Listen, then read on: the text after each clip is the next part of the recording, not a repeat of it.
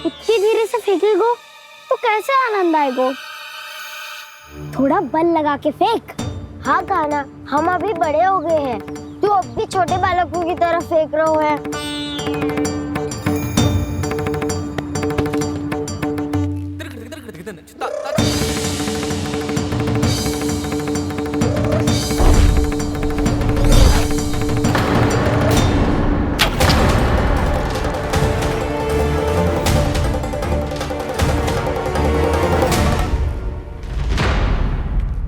दीदी जी क्या करो कान्हा, गेंद तो डूब गई।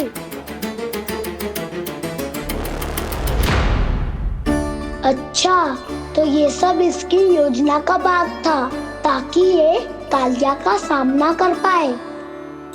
तुम सबने तो कही थी तीव्र गति से फेंको, देखो फिकवा दी ना मेरी गेम।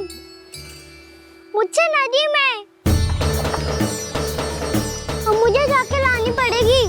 रुक जा कान्हा, रुक जा कान्हा। जे क्या बोल रहे थे कान्हा? इसमें तो बहुत संकट है। कोई भी संकट मेरी मैया का उपहार खोने से बड़ा ना है। बहुत प्रेम से बना के उन्होंने दी थी। हे नारायण, कोई उपाय समझ में ना आ रहा है। मैया, हम कैसे करेंगे हम अपने गांव की रक्षा? कीड़े पड़ेंगे उस दुष्ट को। यदि उसके कारण किसी के प्राण चले गए तो कौन सा फल मिलेगा उसे इस पूजा का? तुम सही कह रही हो यशोद। हमारे पास कोई और दूसरा विकल्प भी तो ना है। यदि हमने मथुरा की राज आज्ञा का पालन ना किया तो इसका दुष्परिणाम पूरे गांव को भुगतना पड़ेगा।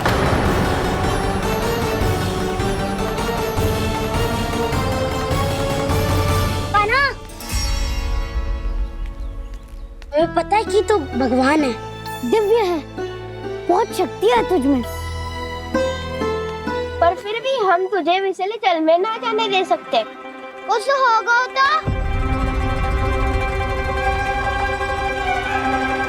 तुम सब इतनी हट कर रहे हो तो ठीक है, ना जाऊंगा। गेंद कहाँ गिरी है, कितनी दूर गई है, ये तो देख लूं, ताकि उसे बाहर निकालने का कोई उपाय ढूंढ पाऊं।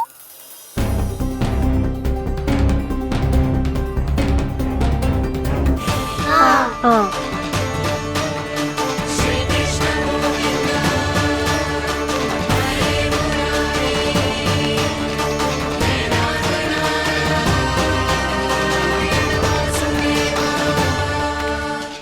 कान्हा की ये लीला तो समझ ही नहीं आ रही। पहले इसने देवर्षि नारद को मथुरा जाकर कंस को भड़काने के लिए कहा, फिर स्वयं ही दुखी भी हो गया कि अब इसका रहस्य सबके सामने खुल जाएगा। और अभी स्वयं ही तो इसने कहा था कि गेंद बहुत महत्वपूर्ण है, फिर स्वयं ही उसे नदी के विषैले जल में फेंक दिया।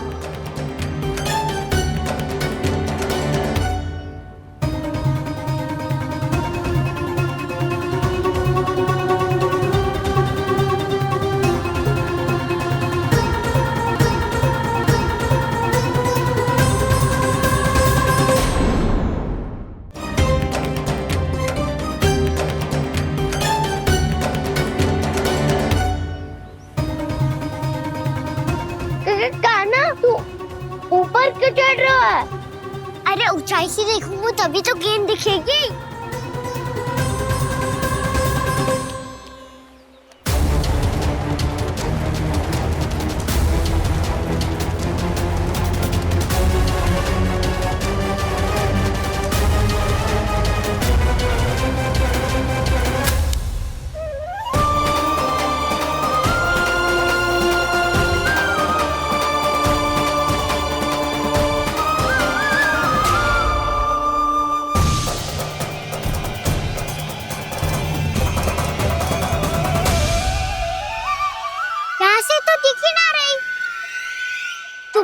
वहीं से फेंकी थी ना?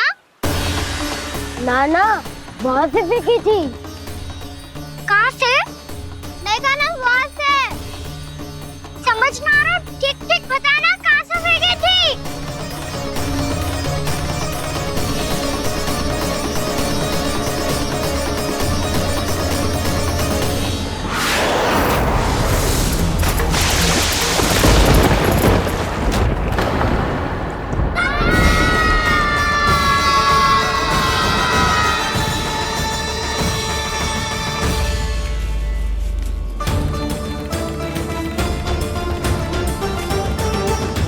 कालिया नाग के क्षेत्र में जाकर कोई भी जीवित वापस ना लौट सको है।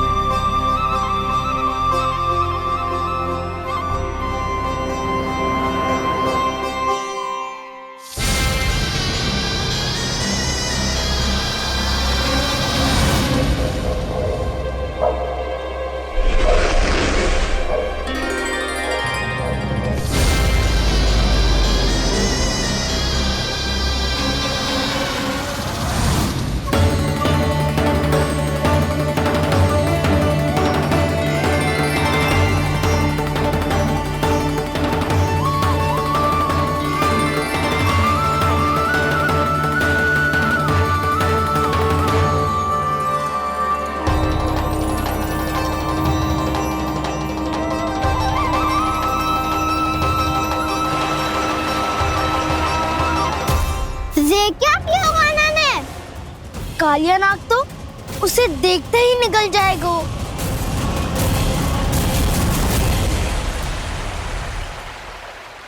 तो आरंभ से अब तक सब कुछ उसकी लीला का ही भाग था।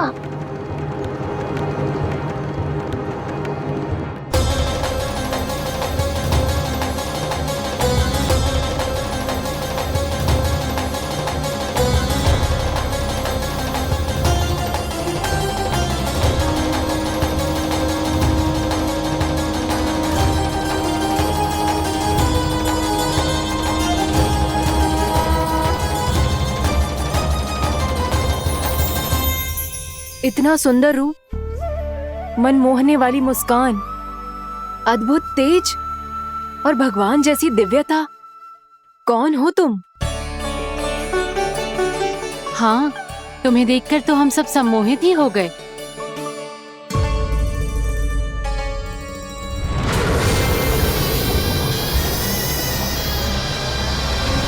तुम जो भी हो बालक, वापस लौट जाओ। हमारा हृदय तुम्हें ही देखते रहना चाहता है, किंतु यदि हमारे पति जाग गए तो तुम्हें अवश्य हानि पहुंचाएंगे। ये बहुत विषैले है बालक, कालकोट जैसे भयानक। इनके विष से तुम नहीं बच सकोगे। नंदराज, कालिया नाग के विष का प्रभाव बढ़ते ही जा रहा है। पहले 8 कोस तक उसके विष का प्रभाव था, अब तो 1 योजन से अधिक क्षेत्र में फैलो है। जल पीने के प्रयास से अनेक पशु मारे गए हैं और नदी के निकट के वृक्ष और वनस्पति सब नष्ट होने लगे।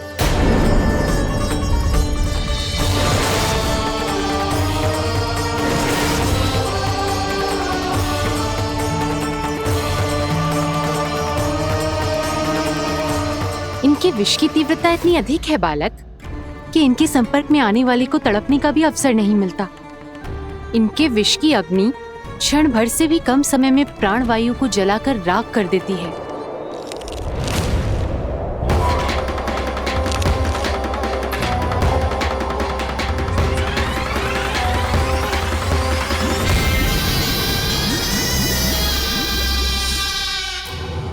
तब तो समस्या और भी गंभीर हो जाएगी। मैंने तो सुनो है कि कालिया नाग कम से कम 2 योजन लंबा है, सैकड़ों फन है उसके।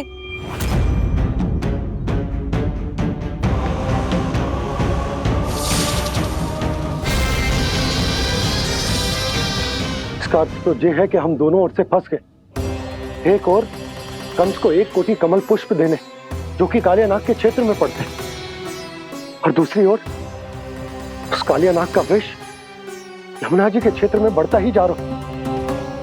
इसके कारण हम ही नहीं, निर्दोष पशु पक्षी भी संकट में। इन दोनों समस्याओं का एक ही समाधान है, उस कालिया नाग का सामना करना। और ये ना समझ आ रहा कि हम ये करेंगे कैसे, क्योंकि ये बात साधारण मनुष्य के बस की ना है। हमारे लिए ये असंभव है।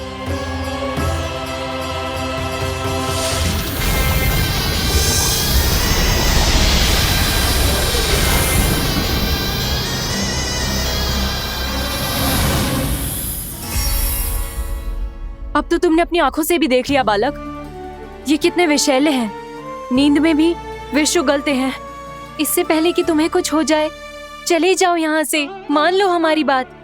आप सब मुझे जानती भी नहीं और फिर भी मेरी इतनी चिंता कर रही हैं आप। माँ की ममता भेदभाव नहीं जानती। तुम भी किसी के पुत्र हो और हम सब भी माँ हैं। एक माँ को हर बालक में अपनी ही संतान दिखाई देती है। इसलिए हम तुमसे विनती करते हैं, वापस चले जाओ, बचा लो अपने प्राण। मेरी चिंता मत कीजिए, मुझे कुछ नहीं होगा। होगा, अनर्थ होगा यदि ये उठ गए तो।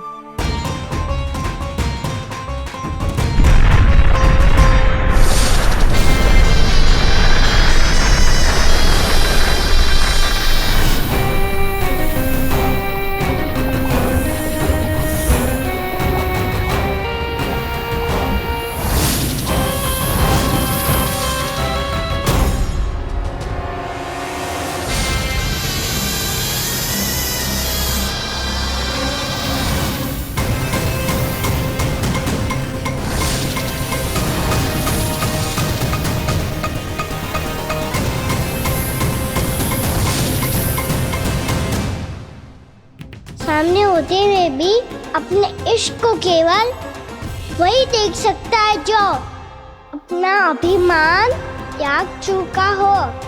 पर पूर्व जन्म में मेरा भक्त होने के नाते मेरा सत्य स्वरूप देख पाने में मुझे इसकी सहायता करनी चाहिए।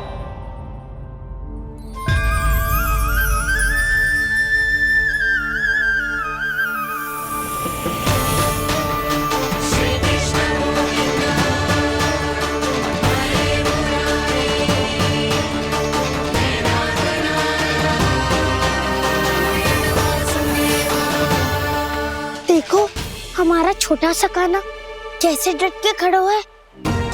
इतने विशालकाय, इतने महाभयंकर सबके सामने।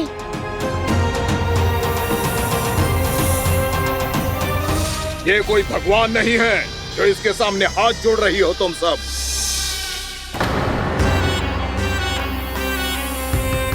एक सामान्य साधारण बालक है ये, जो ये तक नहीं जानता कि इसके सामने है इसका काल, कालिया। तू कौन है बालक? मेरे इतने निकट आकर भी तू जीवित कैसे है? मेरी नहीं, अपनी चिंता करो कालिया। बहुत मनमानी कर ली तुमने। अब बस मैं तुम्हें रोकना हूँ। अब बस मैं तुम्हें रोकना हूँ। मैं तुम्हें रोकना हूँ। बित्ते भर का है तू, मेरे विष के बारे में जानता ही क्या है? और कहता है मुझे रोकने आया है। किससे? किससे रोकना चाहता है तू मुझे? मुझे क्रोध दिलाने की भूल मत कर बालक। अपनी फुंकार से ही तेरी इस मुस्कुराहट को अंतिम मुस्कुराहट बना सकता हूं मैं। शीघ्र बता, कौन है तू और किसने भेजा है तुझे? तुम्हें आवाज भी है कि अपनी पुकारों से तुम कितना विष भूल चुके हो। पवित्र यमुना नदी को कितना दूषित कर दिया तुमने। और यही नहीं, तुम्हारे कारण निकट के जीव जंतुओं, वृक्ष, वनस्पतियों सबको हानि पहुंच रही है। तो क्या? मुझे उससे क्या? मुझे है आपत्ति है मुझे तुम्हारे इस व्यवहार से। और इसीलिए तुम्हें यहाँ से जाना होगा, यहाँ से जाना होगा।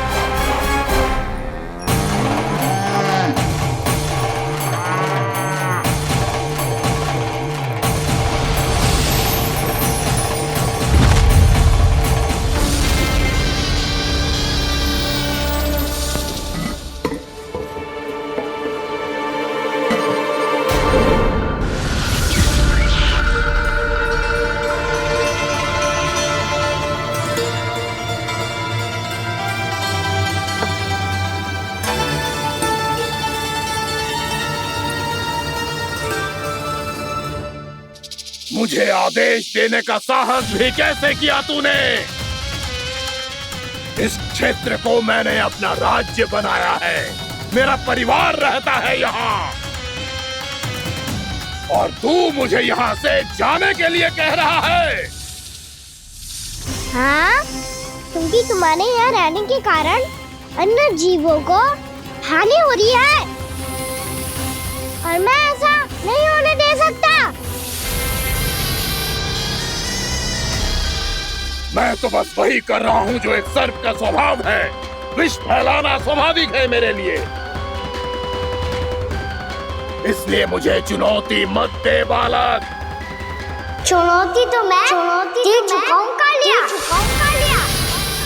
अब तो बस तुम्हें स्वीकार करनी है।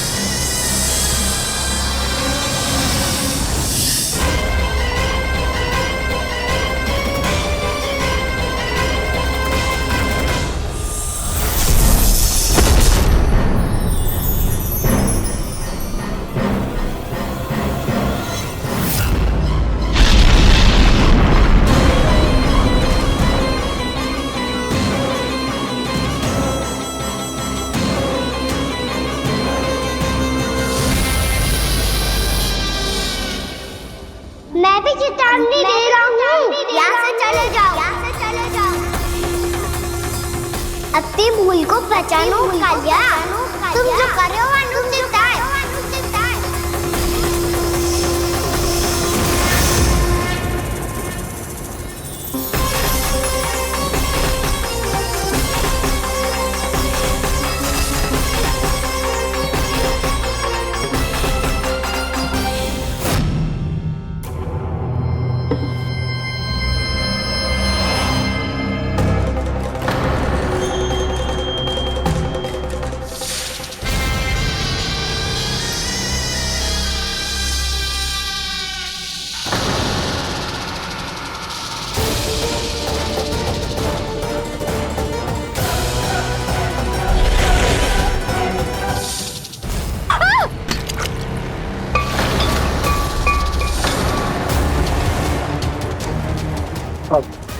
मैं आता हूँ। क्या हो गया सुधा? मुझे आवाज हो रहा है जी, कछु ना कछु गड़बड़ है। यशोदा, जो समस्या हमारे सामने है, हम सभी उसका समाधान खोजने में जुटे। तो तुम विश्वास करो, मैं कोई ना कोई समाधान अवश्य ढूंढ लूंगा। हम कैसे भी करके वो कमल के पुष्प उस कंस तक पहुंचा देंगे। नाना, समस्या उससे कहीं अधिक है, उससे कहीं अधिक बड़ी, उससे कहीं अधिक भयानक है।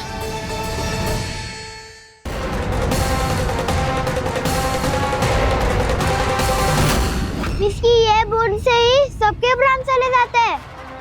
इसने तो विष की धारियां फेंकी है खाना पे। कान्हा कैसे बच्चे को अधिक विष से? इसका विष तो क्या, ये सर स्वयं भी छू तक नहीं पाएगा हमारे कान्हा को।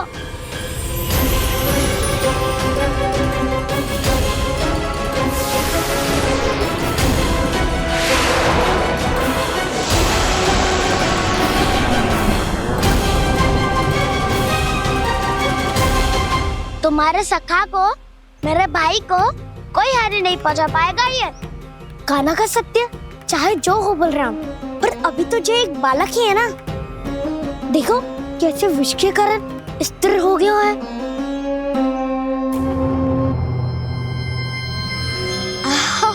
हाउ सर्फ ने कितनी आसानी से अपनी पूंछ से बांध लिया है। मुझे यहाँ से भगाना चाहता था ना तू? अब मैं तुझे दिखाऊंगा अपना सामर्थ्य। ये मूर्ख किसे बांधना चाहता है अपनी पूंछ में? उन्हें जिनका विस्तार सारे ब्रह्मांड में है, या उन्हें जो स्वयं अनंत है? पर देवराज, प्रभु ऐसा करने ही क्यों दे रहे हैं कालिया को? आप सब भूल रहे हैं देवगण। कालिया पूर्व जन्म में प्रभु का बहुत बड़ा भक्त था। उसी भक्ति का फल मिल रहा है अब इसे। वैसे भी भक्तों के मन का भाव सबल हो तो भगवान तो सहज ही बंध जाते हैं।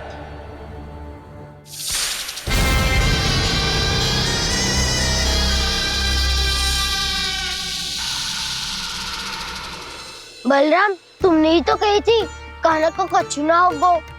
देखो उस दुष्ट ने चारों ओर से जकड़ लियो है।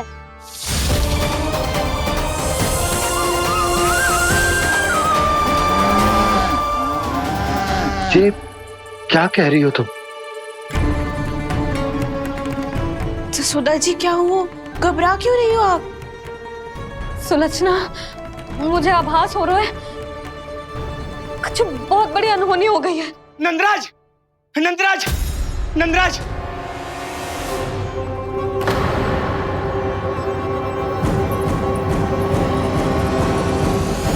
नंदराज, कान्हा ने जमदग्नि नदी में छलांग लगा दी है। कान्हा ने जमदग्नि नदी में छलांग लगा दी है। कान्हा ने जमदग्नि नदी में छलांग लगा दी है। कान्हा जमुना में कूद गया है। मुझे लगा था आज कछु गड़बड़ होने वाली है। मुझे आज कान्हा को ना जाने देना चाहिए था।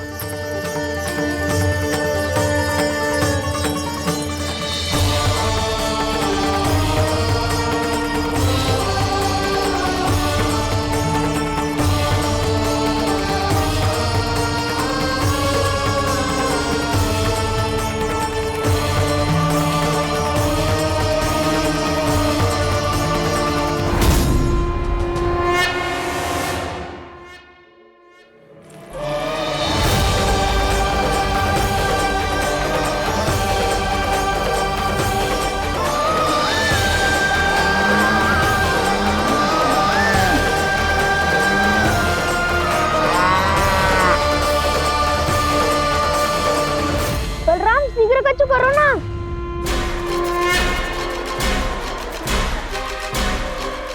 कछु भी करो पर कान्हा को बचाओ। नाग बहुत भयंकर है। कान्हा अकेले ना संभाल पाएगा इसे।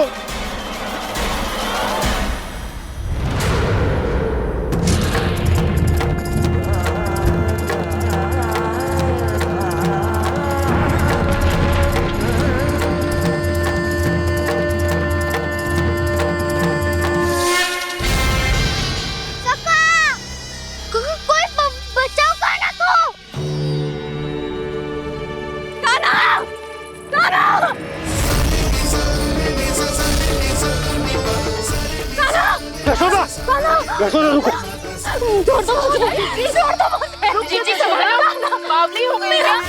जीजी संभालो। कान्हा, कान्हा।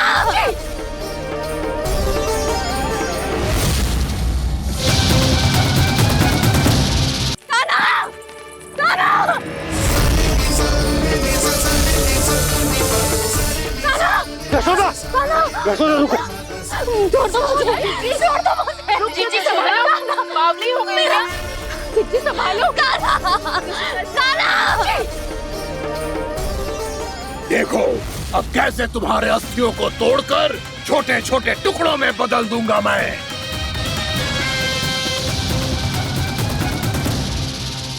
अगर आप जाओगी तो आप भी फंस जाओगी। अपने लल्ला के लिए मैं किसी भी संकट का सामना करने के लिए तैयार हूँ। छोड़ो ना यशोदा, हमें कोई और उपाय खोजना पड़ेगा। कोई और उपाय? आप देख ना रही मेरा कान्हा किस दशा में है। कान्हा मैया के वश में नहीं है, नहीं तो ये अपने लल्ला के लिए साक्षात काल का भी सामना कर ले। ये तो केवल कालिया नाग है। हे नागराज, आप मेरे प्राण ले लो पर कान्हा को छोड़ दो। ना नागराज, आप मेरे प्राण ले लो, मैं विरोध भी ना करूंगी। ना नागराज, आप मुझे मार दो पर मेरे कान्हा को छोड़ दो। ना ना ना ना नागराज, मेरे प्राण ले लो। हमारे कान्हा से क्या शत्रुता प्रभु के लिए जो प्रेम यशोदा मैया के हृदय में है वही इन सभी गोपियों के हृदय में भी है।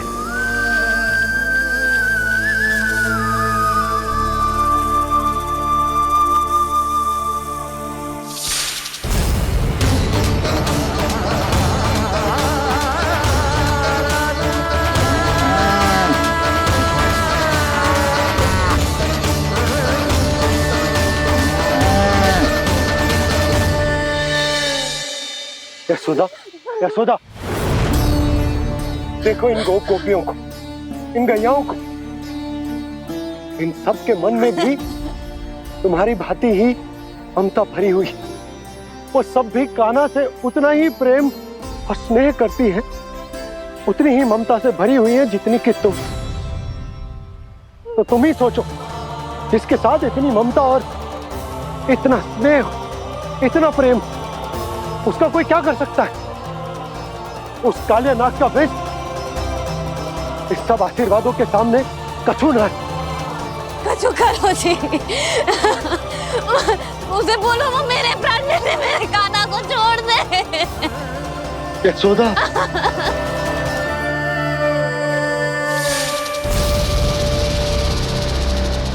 केवल इन्हीं में नहीं देवराज, नाग पत्नियों के हृदय में भी ममता का वही प्रेम उमड़ रहा है। देखिए। मैं आपके हाथ जोड़ती हूँ स्वामी, इस बालक को छोड़ दीजिए। ये अवश्य ही कोई दिव्य आत्मा है स्वामी। हम आपसे विनती करते हैं स्वामी, इस नन्हे बालक को हानि मत पहुंचाइए स्वामी। मेरी पत्नियां मेरे ही शत्रु के लिए विनती कर रही हैं। अब यदि इसके पक्ष में एक शब्द भी कहा तुम सबने, तो मैं इस बालक से पहले तुम सबके प्राण ले लूंगा। हो रहा प्रसन्न नाग कालिया, विजय को निश्चित जान। रोते बिलखते व्याकुल सब, संकट में देख कान्हा के प्राण।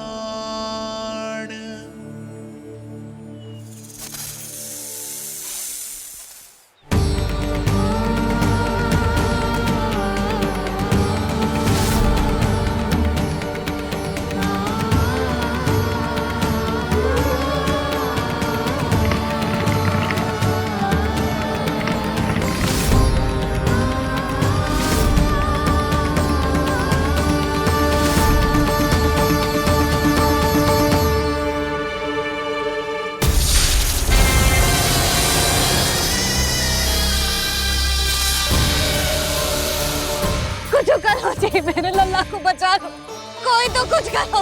जीजी, संभालो जीजी ना। यशोदा, यशोदा तुम शांत हो जाओ, मैं कान्हा को वापस लेकर आऊंगा। मैं रक्षा करूंगा उसकी। ना नंदराज, नंदराज नहीं। कम से कम आप तो समझो नंदराज, कालिया के पास आप जाओगे तो आप भी फंस जाओगे।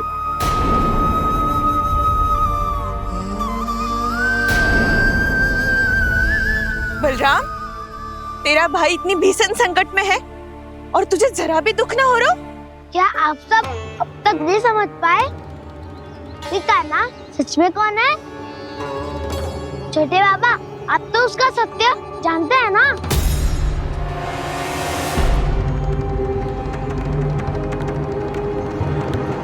मानता हूँ कि आप सब कान्हा के रहस्य के बारे में नहीं जानते, पर क्या उसके जन्म से आज तक घटी एक से बढ़कर एक विचित्र घटनाओं को भी भूल गए हैं आप सब? भूल गए हैं कि कैसी पूतना जैसी राक्षसी उसका कुछ बिगाड़ नहीं पाई, कैसे तरनावती जैसा भयानक राक्षस उसे एक खरोच भी नहीं दे पाया था।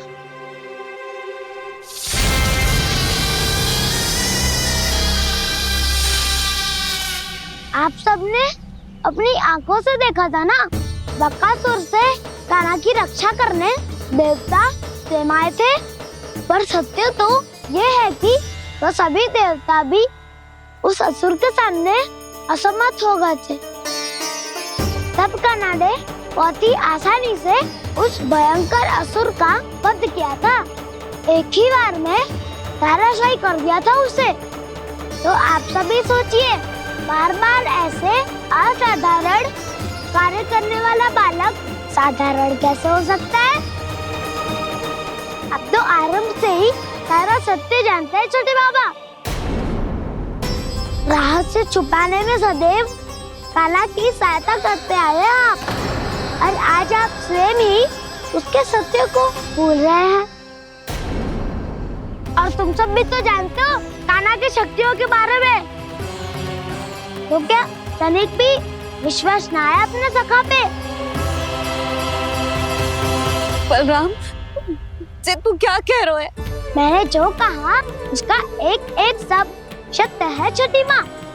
यदि प्रभु की इच्छा हुई तभी कुछ ही क्षणों में सब कुछ अपनी आंखों से स्वयं अनुभव कर लेंगे आप।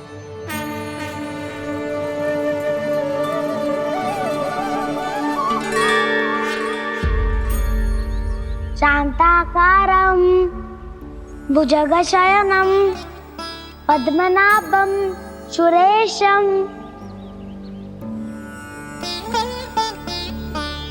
विश्वाधारं गगनसदृशं मेघवर्णं शुभांगं लक्ष्मीकान्तं कमलनयनं योगी वीरध्यानगम्यम्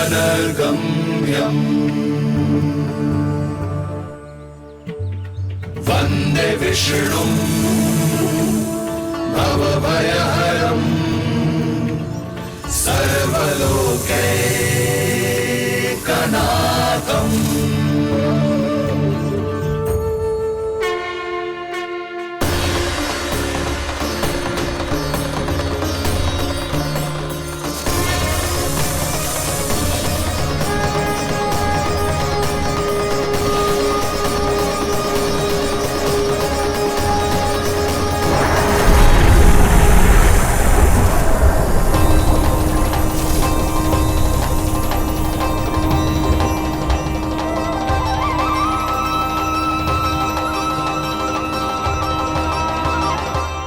तुझे क्या लगता है बालक कि तू मेरी जगत से निकल गया तो अब बच जाएगा तू?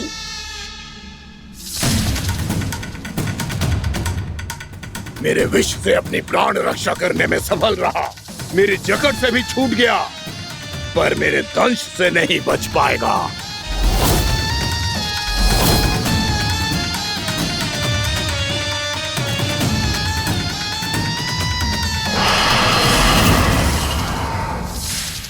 अब भय से भाग रहा है, पर मैं तुझे मृत्यु देकर रहूंगा।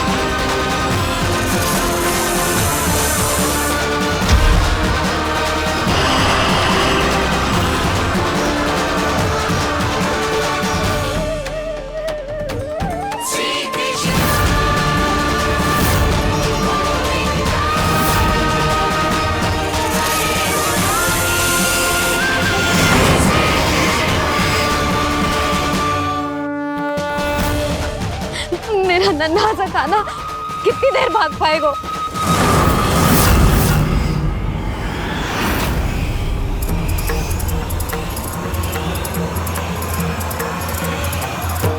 और कितनी प्रतीक्षा करोगे मेरी भक्त कालिया?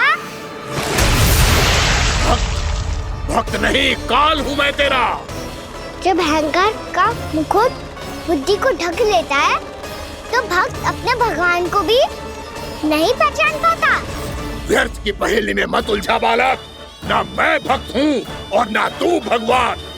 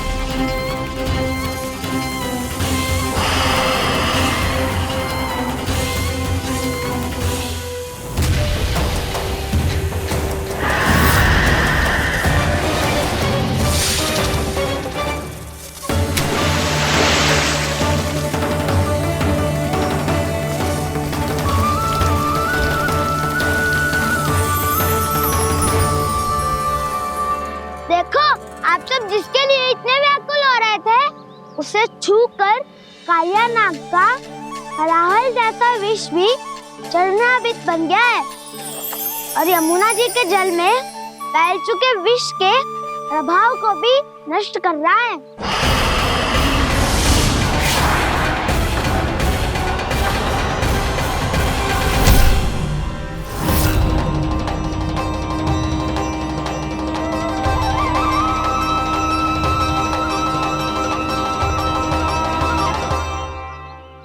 धर्म रक्षक अधर्म विनाशक प्रभु श्री कृष्ण का कौशल सचमुच अद्वितीय है। नारायण नारायण।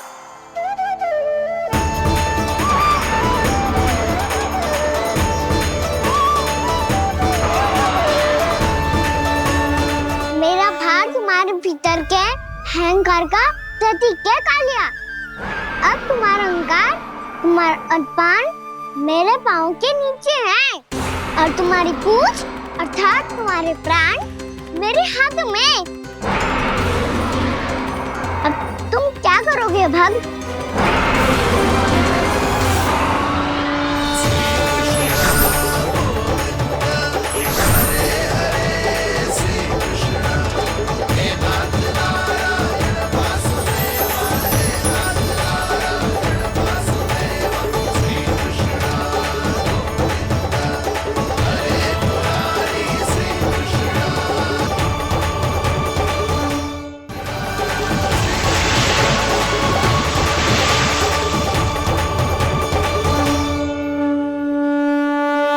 प्रभु, भले ये आपको पहचानने में असमर्थ हो, पर हम सब ने आपको पहचान लिया है। हाँ प्रभु, एक भक्त होने के नाते और एक अर्धांगिनी और माँ होने के नाते मैं आपसे इनके प्राणों की भिक्षा मांगती हूँ। अपनी कृपा दिखाइए और इन्हें क्षमा कर दीजिए। आपके लिए मित्र और शत्रु में कोई अंतर नहीं प्रभु, उसी तरह आपकी कृपा और दंड में भी कोई अंतर नहीं। दोनों दया ही तो हैं, अकारण ही किसी को प्राप्त नहीं होती। हमें विश्वास है कि हमारे पति को मिला ये दंड कोई अभिशाप नहीं है, आपका वरदान है।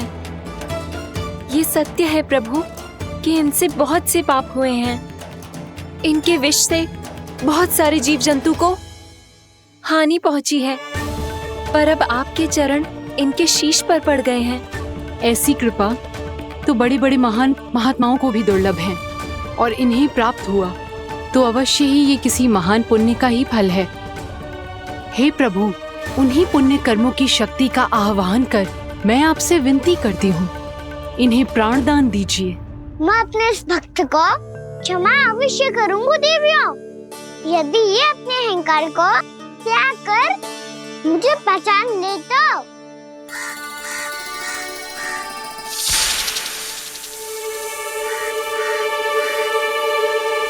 मैं तुम्हें श्राप देता हूँ, जितनी विषैली तुम्हारी जिह्वा है उतने ही विषैले सर्प बन जाओ तुम।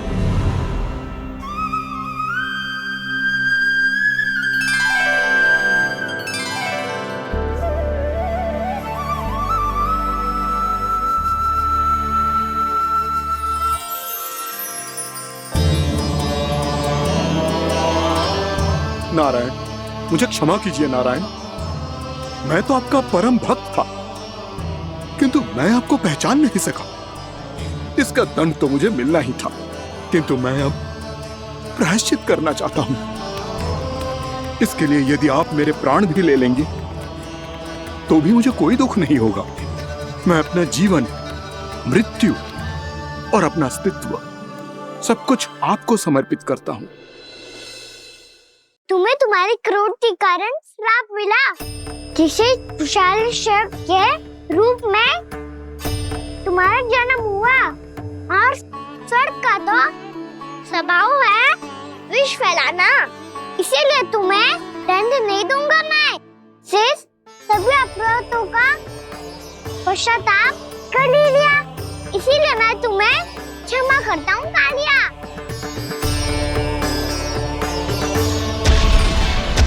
पर तुम्हें यहाँ से दूर समुद्र के बीच जाकर रहना होगा, जहाँ किसी निर्दोष का जीवन तुम्हारे विष से प्रभावित ना हो।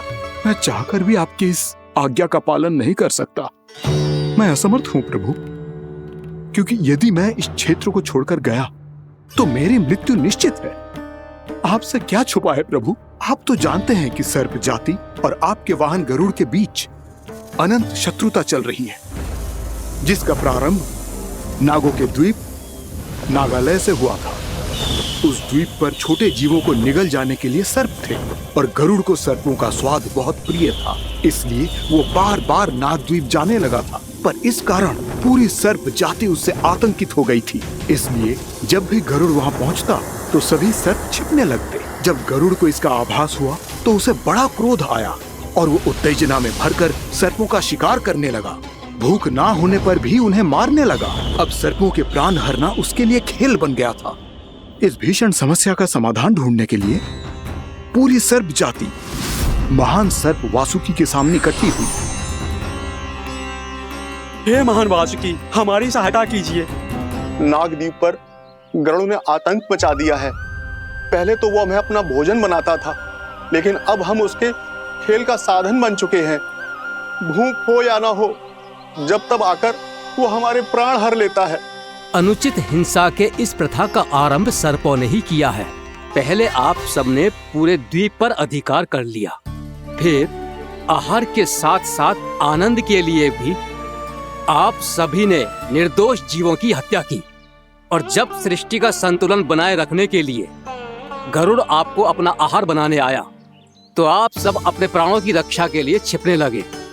तो फिर गरुड़ का उत्तेजित होना तो स्वाभाविक ही था। नागनाथ, जो हमने अन्य जीवों के साथ किया वही अब हमारे साथ हो रहा है, परंतु ये भी तो सृष्टि के संतुलन के विरुद्ध ही है ना? अवश्य है, इसलिए मैं गरुड़ से चर्चा करूंगा। धन्यवाद प्रभु।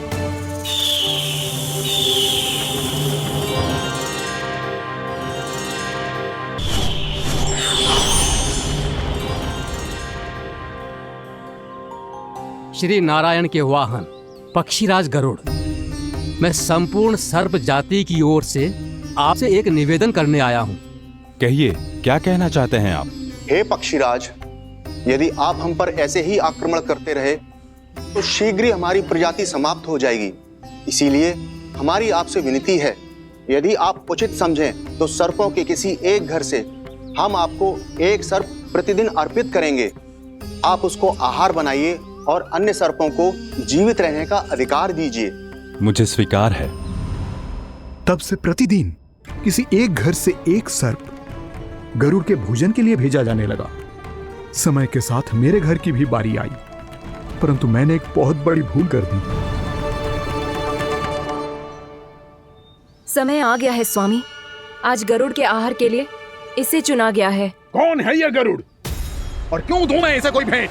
स्वामी, सभी सर्प राज्यों और गरुड़ के बीच में यही समझौता हुआ है, हमें इसका सम्मान करना ही होगा। मैंने कोई समझौता नहीं किया, मैंने कोई वचन नहीं दिया और ना ही मैं किसी गरुड़ से भयभीत होता हूँ। यदि इस राज्य में किसी को सर्पों को अपना आहार बनाने का अधिकार है तो वो केवल मुझे है। अब से गरुड़ को दी जाने वाली हर भेंट मुझे दी जाएगी, महाविषधारी महान नागराज कालिया को। यह और कुछ नहीं, मेरा अभिमान था प्रभु, और यह मेरे इस जन्म की सबसे बड़ी भूल थी, क्योंकि फिर जब गरुड़ को इस बारे में पता चला तो। कालिया, अभिमान में आकर तूने अपने काल को ललकारा है। जिस कालिया के नाम में ही काल छिपा है, तू उसे ललकारने का दुस्साहस कर रहा है गरुड़। स्वयं को भगवान विष्णु का वाहन कहता है तो वाहन का ही कर्म कर। स्मरण रख, इस धरती के सर्वश्रेष्ठ योद्धाओं के लिए भी मैं मृत्यु का दूत हूँ। विनाश काले विपरीत बुद्धि। तुझ जैसे मूर्ख सदा इस युक्ति को सार्थक करते आए हैं। अपने विनाश को आमंत्रण किया है तो अब भोग।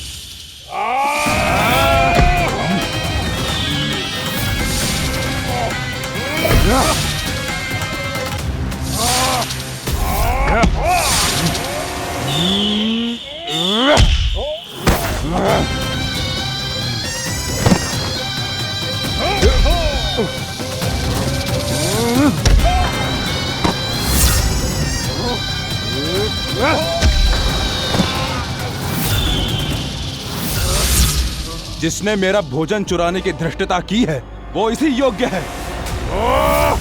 तू मुझे जानता नहीं है गरुड़, मैं महाविषधारी नाग कालिया हूँ। तेरा इतना दुस्साहस कि तूने मुझ पर चरण से प्रहार किया।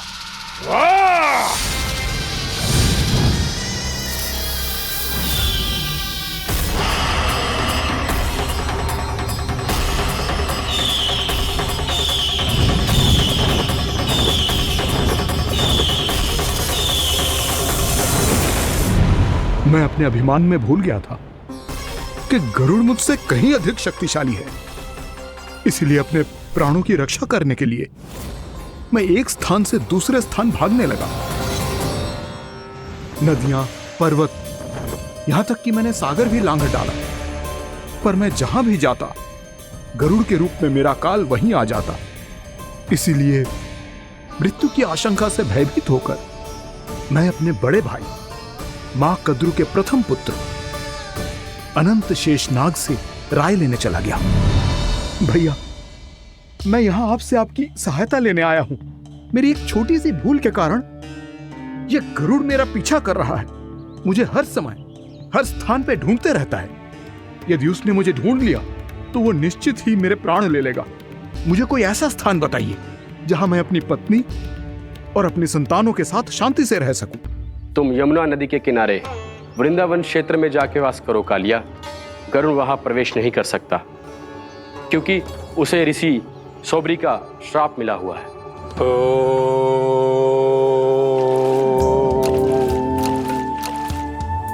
ध्यान और तपस्या का नित्य कर्म करते हुए ऋषि के मन में मछलियों के प्रति प्रेम भाव इतना बढ़ गया कि वो भूल गए सभी जीव खाद्य श्रृंखला का भाग होते हैं और मछलियां भी इस नियम की अपवाद नहीं है। उन्हें मछलियों की अटखेली इतनी अच्छी लगने लगी कि वो इस क्षेत्र के मछुआरों को भी मछली पकड़ने की अनुमति नहीं देते थे।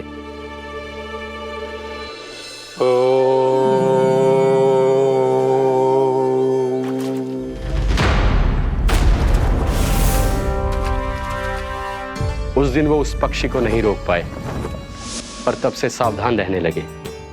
यहां तक कि अपने साधना से भी अधिक ध्यान वो पक्षियों पर केंद्रित करने लगे। ठहरो! इसी क्षण अपनी चोंच में पकड़ी इस मछली को छोड़ दो। तुम्हें इन मछलियों का आहार नहीं करना चाहिए पक्षीराज। ये तो खाद्य श्रृंखला का नियम है ऋषिवर। यदि मैं इनका आहार नहीं करूंगा तो कोई और पक्षी कर लेगा। मैं अपने आनंद या प्रतिशोध के लिए इनके प्राण नहीं ले रहा। ये तो बस मेरा भोजन है। पर यह मेरा तपस्या स्थल है।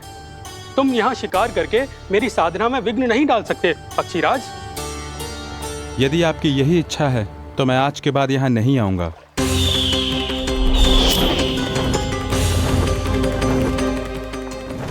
पर आज ये मछली मेरे आहार के रूप में पकड़ी जा चुकी है। मैं वचन देता हूँ ऋषिवर, इस स्थान पर यह मेरा अंतिम शिकार होगा।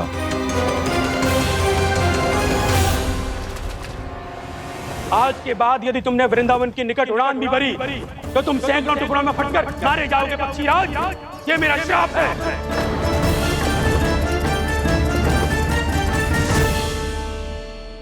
और इसीलिए भैया शेषनाग के सुझाव के अनुसार मैं यहां आ गया। पर अब यदि मैं कहीं और जाऊंगा तो मेरे प्राण नहीं बचेंगे प्रभु। निश्चिंत रहो कालिया, अब से गरुड़ तुम्हें कोई हानि नहीं पहुंचाएगा। अब तुम्हारे फनों पर मेरी पक्षिंग बन गए कालिया, इसीलिए अब से तुम्हें गरुड़ से कोई भय नहीं होगा।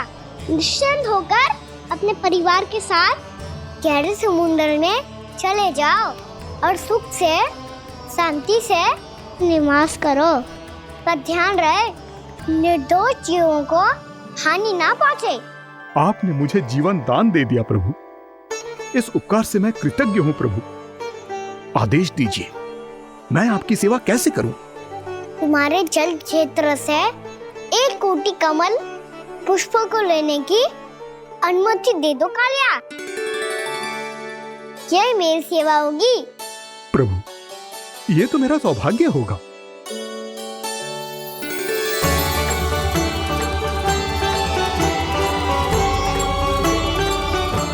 एक कोटि के स्थान पर हम 3 कोटि कमल पुष्प ले आए प्रभु। मैं तुम्हारी सेवा भाव से प्रसन्न हुआ कालिया। रमनाक द्वीप पर चले जाओ ताकि तुम्हारे कारण फिर कभी किसी निर्दोष जीव को हानि ना पहुंचे और न ही तुम्हारा विष मेरे प्रिय यमुना नदी के जल को दूषित कर पाए। मैं तुम्हें आशीर्वाद देता हूँ। आज यहाँ मेरे द्वारा तुम्हें दिए गए इस आदेश का स्मरण जो भी भक्त करेगा और प्रातः काल और संध्या काल में इसका उच्चारण करेगा, उसे फिर कभी किसी संकट से कोई भय नहीं होगा। ये स्थान अब से काला कुंड के नाम से जाना जाएगा। यहाँ पर स्नान करने वाला और देवताओं को इस क्षेत्र से जल का अधर देकर प्रसन्न करने वाला भक्त यदि मेरा स्मरण करके पा सकेगा तो वो अपने सभी पापों से शीघ्र ही मुक्त हो जाएगा।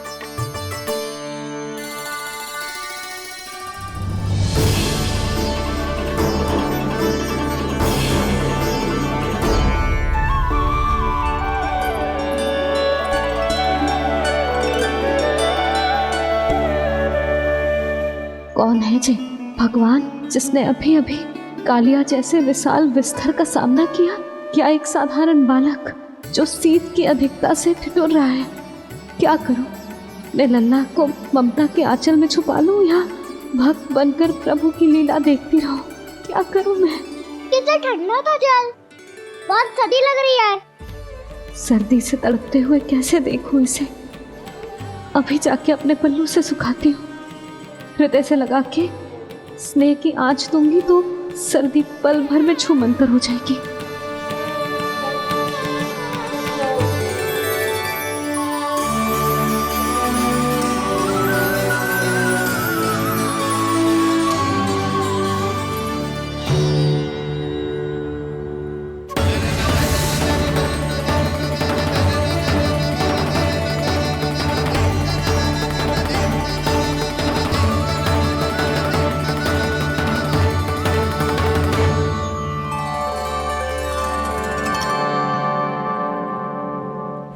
मेरी आवश्यकता ना है इसे, ये तो सच्ची में भगवान ही है, जिसकी ठंड दूर करने के लिए स्वयं द्वादश आदित्य प्रकट हो गए हैं।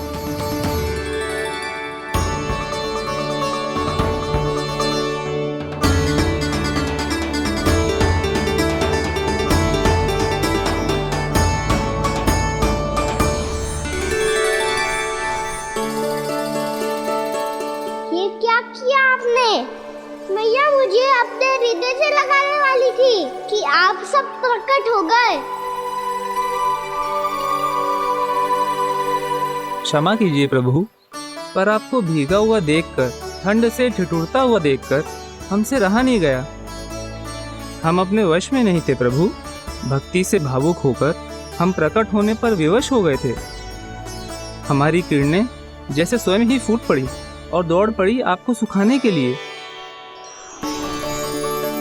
मैं आपका प्रेम, आपकी भक्ति समझता हूं आदित्यगण, और इसीलिए इस समय मैं जहां खड़ा हूं, इस स्थान को द्वादश आदित्य टीला के नाम से जाना जाएगा।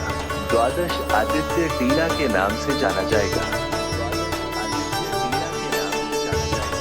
हम धन्य हो गए प्रभु। और कहाँ जा रहा है? जो गड़बड़ किया है उसे सुधारिए तो सही। प्रभु आज्ञा दीजिए। अपना दाब इतना अधिक बढ़ा दीजिए कि मुझे स्वेद आने लगे, ताकि मैया मुझे स्वेद में लीला देख के और भूल जाए कि मैं ही भगवान हूँ, और मैया मुझे अपनी गोद में उठा के ले जाए।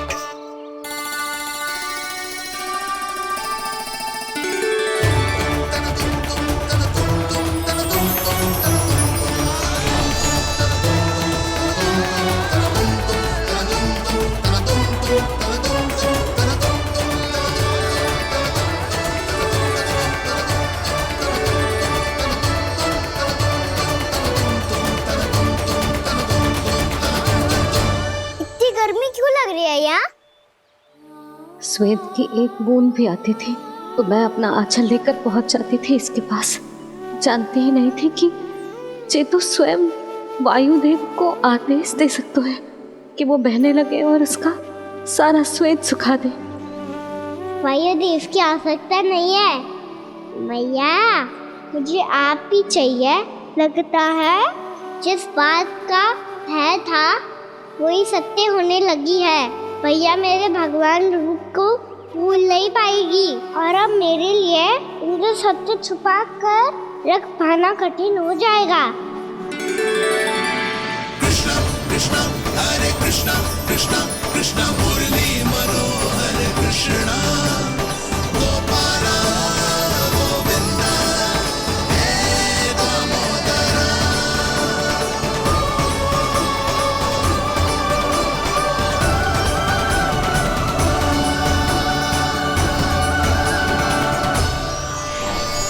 प्रभु, आपके श्वेत से बने इस प्रसंगदान सरोवर का प्रणाम स्वीकार कीजिए।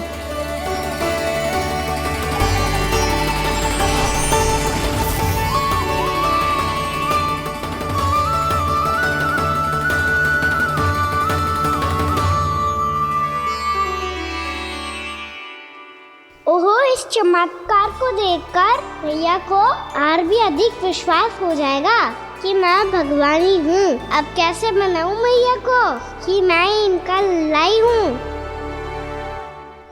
बाबा है ना, अब तो यही सहायता करेंगे। श्री कृष्णा गोविंदा हरे हरे श्री कृष्णा गोविंदा हरे हरे श्री कृष्णा हरे मुरारी श्री कृष्णा श्री कृष्णा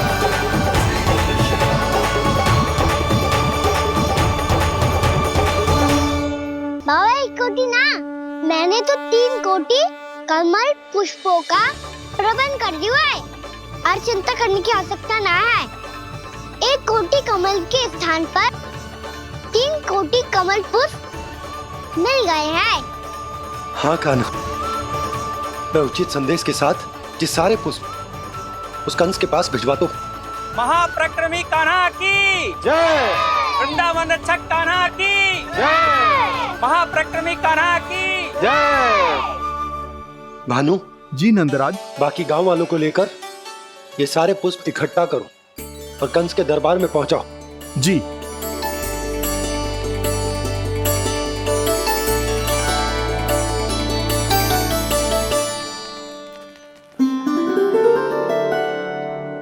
मैया, कौन हो तुम? मुझे पता था मैया, जब आपको सत्य पता चलेगा तो आप मुझे मैया की तरह स्नेह ना कर पाओगी, इसलिए आज तक सत्य छुपाता आया हूँ, ताकि आपकी ममता, आपका प्रेम अनुभव करने का अवसर मिलता हुआ है मुझे। और फिर आज को बताया था ना, जो रहस्य तुमने बरसों तक छिपाया था, उसका भेद खुलने में तुम्हारा ही योगदान है। मुझे कालिया के शीश पर अपने पद चिन्ह रखकर उसे मुक्त कराना था दाऊ, वचन दिया था मैंने उसे। इसके अतिरिक्त निर्दोष पशु पक्षियों के जीवन को कालिया के विष से ही बचाना था मुझे। इसमें कंस को तो सम्मिलित करना ही था, ताकि जब मैं कालिया का सामना कर रहा हूँ तो वो किसी और असुर को समस्या बनाकर वृंदावन ना भेज दे। पर इस सबसे बड़ा एक कारण और था दाऊ, मैं चाहता था कि मैया को सत्य पता चल जाए। पर क्यों कहा ना? क्योंकि मुझे लगने लगा था कि मैया से ये रहस्य छुपाकर इनके साथ धोखा कर रहा हूँ।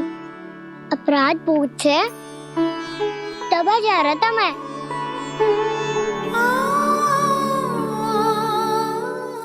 जो सत्य आपको, बाबा को, सभी को पता है, यहाँ तक कि मेरे सखा भी जानते हैं, वो सत्य मैंने मैया से छिपाया केवल इसी लोक में कि मुझे इनकी ममता प्राप्त होती रहे। पर ऐसा करके मैं अपने से निस्वार्थ प्रेम करने वाली मैया को धोखा दे रहा था। आप ही बताओ दाऊ, जो इस संसार में मुझसे सबसे अधिक भरोसा करता है, उसी के साथ छल कैसे कर सकता हूँ मैं? हाँ, मैं नारायण का अवतार हूँ, पर अपनी मैया का छोटा सा लल्ला भी तो हूँ।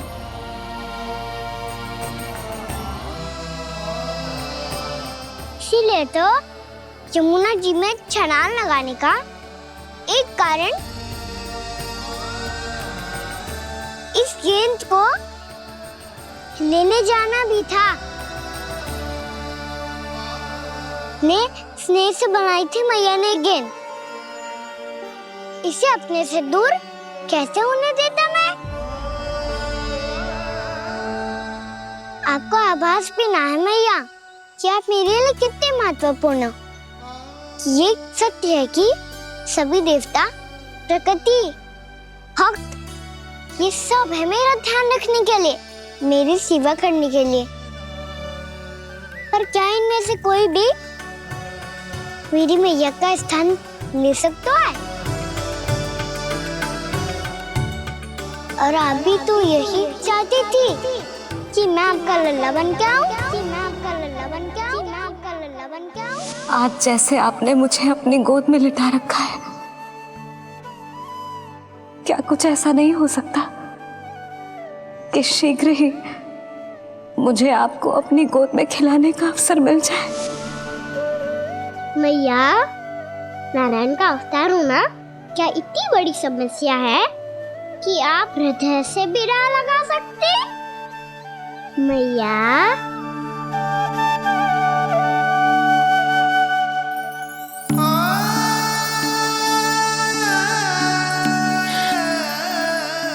मेरा कान्हा, मेरा लल्ला।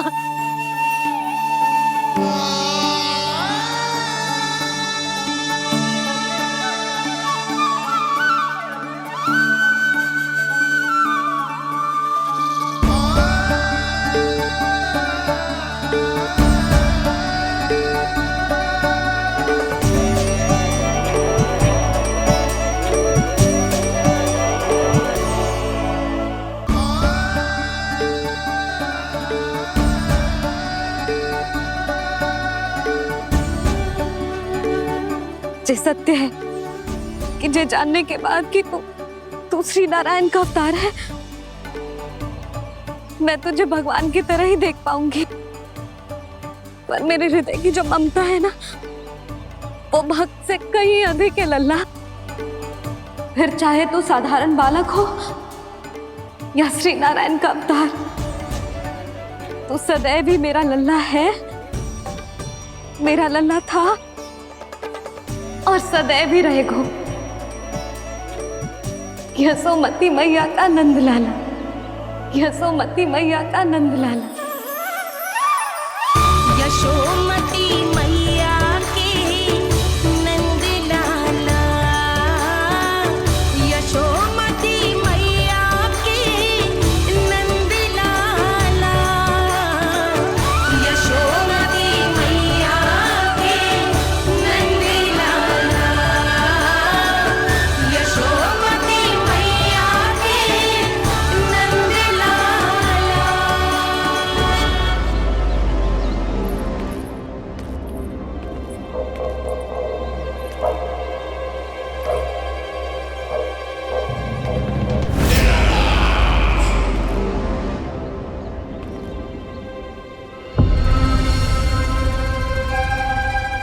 क्या है ये साला?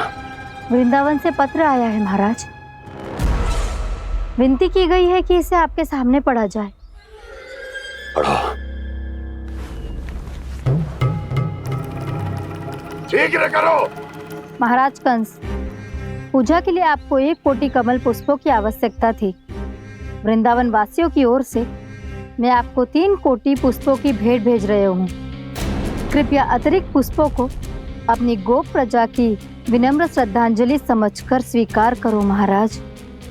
आपको ये जानकर प्रसन्नता होगी कि जैसे ही मेरा पुत्र कृष्ण कालिया नाग के सामने पहुंचो, वो महाभयंकर नाग भी आपके भय से कांप उठा और स्वयं ही ये सभी पुष्प हमारे द्वार पे पहुंचा गो। यदि आपको अब भी आवश्यकता हो तो और भी पुष्पों का प्रबंध किया जा सकता है। आपका विनीत गोपराज नंद। हमारा संघर्ष अभी समाप्त नहीं हुआ है विष्णु अवतार। यशोमती मैया का नंदलाला। पत्र में लिखा है महाराज, उसे इसी नाम से बुलाया जाना प्रिय है।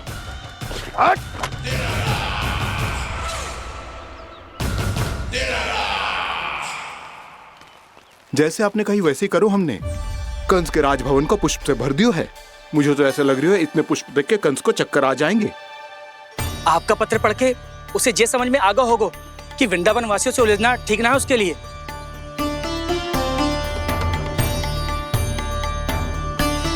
वैसे ही हमारे श्री कृष्ण हमारी रक्षा करने के लिए है ना।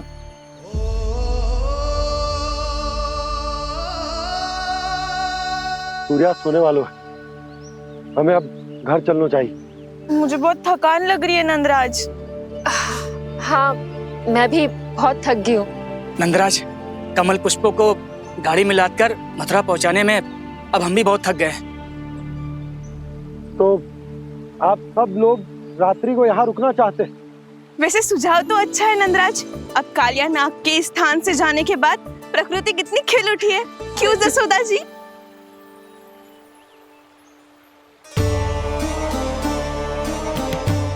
सब सामान्य है, ये जान के भी कि कान्हा भगवान नारायण का अवतार है, किसी को कोई अंतर ही ना पड़ रहा है। तो फिर मेरा मन क्यों अटको है अभी तक? क्यों बार बार मैं इस दुविधा में पड़ जाती हूँ कि कान्हा को एक भक्त के जैसे देखूं या मैया के जैसे? ऐसा इसीलिए है मैया, क्योंकि ना तो आपकी भक्ति में कोई कमी है और ना ही ममता में। तो फिर ठीक है, आज हम यहीं रात बिताएंगे। सब लोग विश्राम करिए। जय हुन्नाबाद। रात बनना। भयभीत क्यों हो रहे हो बसंता? श्री नारायण का अवतार कान्हा है ना हमारे साथ।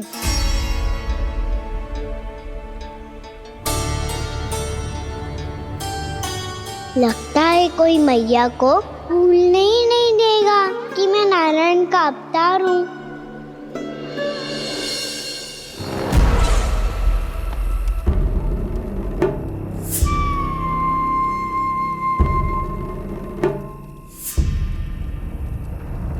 तुम्हें पूर्ण विश्वास है ना गुप्तचर? ये सब कुछ उसी बालक ने किया है। उसी ने कालिया को पराजित करके यहां से दूर भेज दिया है। मैंने अपनी आंखों से देखा है महाराज। और वृंदावन के सभी वासी इस समय वन में विश्राम कर रहे हैं, ये सूचना पक्की है। वो सब पूरी रात वन में ही बिताएंगे महाराज।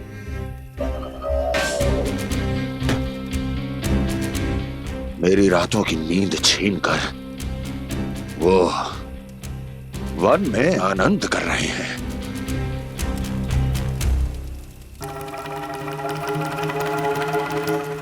किंतु मैं उनके इसी आनंद को मृत्यु के करुण रूतन में बदल दूंगा।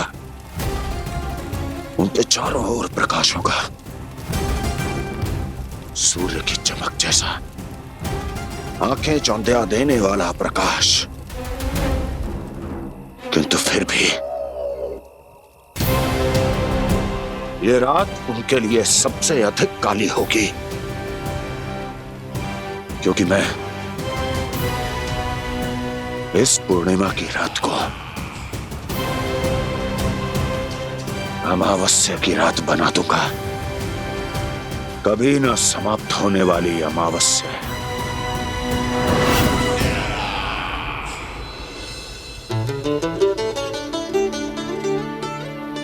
भाभी देखो, वन देवी प्रसाद के लिए जे केले लाई हूँ मैं। हाँ दिखा तो, इसमें से पक्के केले कान्हा के लिए चुन लेती हूँ। पर वो तो नारायण का अवतार है, उसके लिए फल कैसे चुनूं मैं? जो उसके हाथ में आएगा अपने आप ही मीठा हो जाएगा।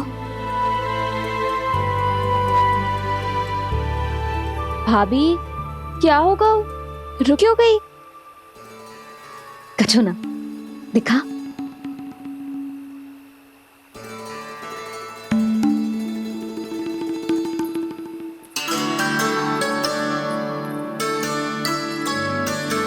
कान्हा, तुझे भूख लगी आई होगी ना? भैया आप खिलाओ ना। अच्छा।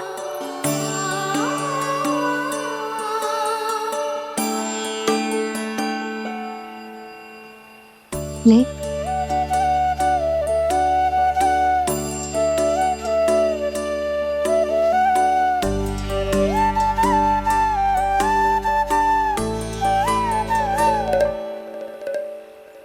भैया के व्यवहार में बदलाव आ रहा है।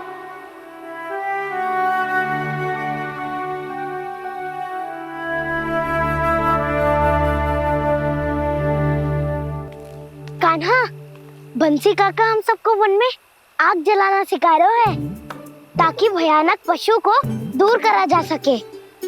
भैया मैं जाऊं? भैया अग्नि जलाने जाऊं? हाँ जा। भैया तो चुपचाप जाने दे रही है, पहले जैसे चिंता भी नहीं कर रही है अब।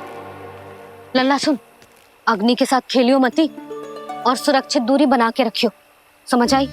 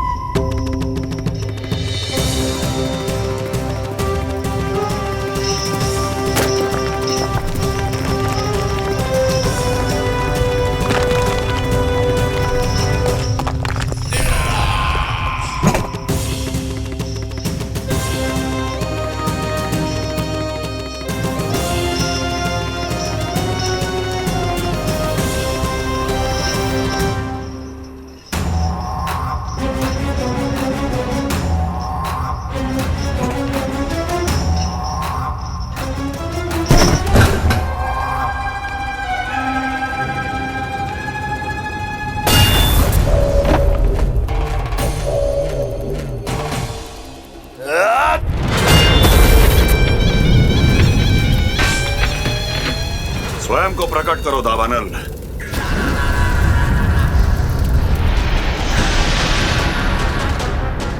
प्रणाम महाराज। महाराज कंस, इस कारागार से मुक्त करवाने के लिए आपका बहुत बहुत धन्यवाद। बताइए, इस उपकार का ऋण कैसे चुकाऊं? बस वही करो दावानल जो तुम्हें सबसे अधिक प्रिय है। अपने नाम को स्वयं सार्थक करो। जला दो, पूरे वृंदावन को जला दो। कीट, पशु, पक्षी, वनस्पतियां, वृक्ष, यहां तक के मानव भी, कोई भी जीवित प्राणी जीवित नहीं बचना चाहिए। जला दो सबको, सबको। आपकी आज्ञा ही मेरी इच्छा है और आपकी इच्छा ही मेरी आज्ञा। तुम सबने देखो अजय, अधिक कठिन ना है ये। 2 पत्थर हाथ में पकड़ ले, ऐसे रगड़ लो है, चिंगारी निकलेगी, घास फूस अग्नि पकड़ेगी और भक्क से जल जाएगा। लो करो, लो सुबल।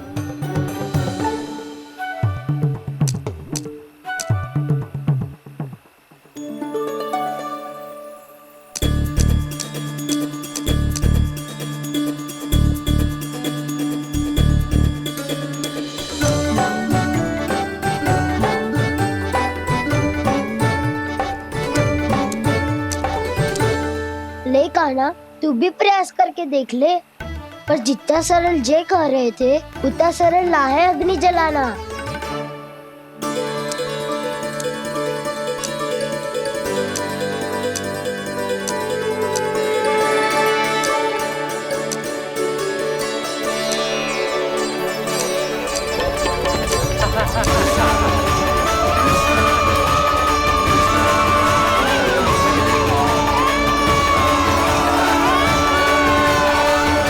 ये तो श्री नारायण का अवतार है। संसार की सारी अग्नि इसके नियंत्रण में है, तो फिर एक चिंगारी उत्पन्न करना कौन सी बड़ी बात है।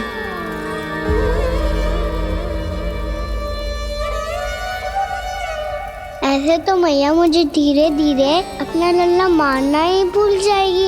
ये उचित नहीं है, अब मुझे ही कुछ करना होगा।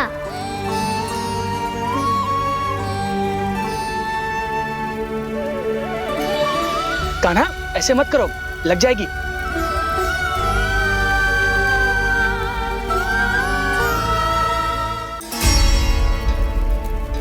कान्हा, संभाल के, ध्यान कहाँ है तेरो?